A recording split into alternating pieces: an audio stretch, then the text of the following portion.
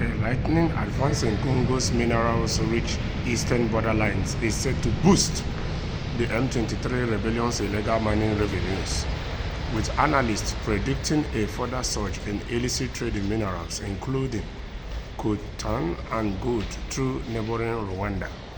The Rwanda-backed insurgents entered Goma, Eastern Democratic Republic of Congo's largest city, this week, marking a major turning point in a conflict with government forces that has raised fears of a spillover into a broader regional war.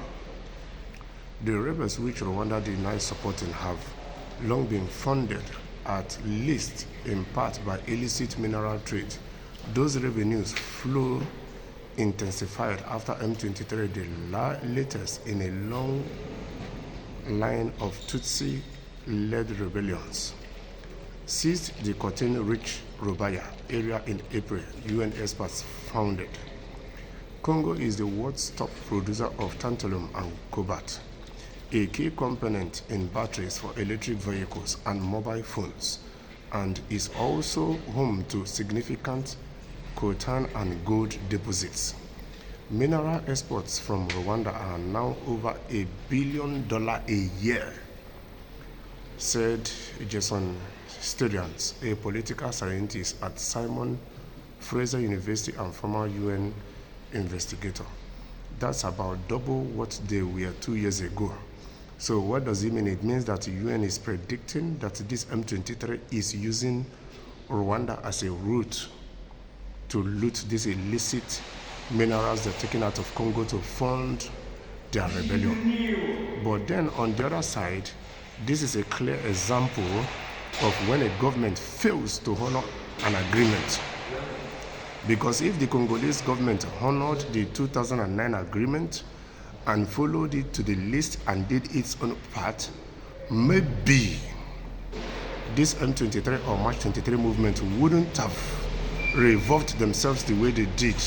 They wouldn't have transformed themselves the way they did and become more deadlier and causing a longer conflict in Congo, and thereby looting these precious metals, these precious minerals, in order to fund their guerrilla war at the detriment of Congo's revenue and Congolese people. So the earlier the Congolese government sit on a round table with this M23 or March 23 movement and discuss every details of how to find a diplomatic solution centered on compromise, centered on Congolese people, centered on Congo, till then, this matter will continue to get out of hand. And I just hope that Congolese government does that as soon as possible.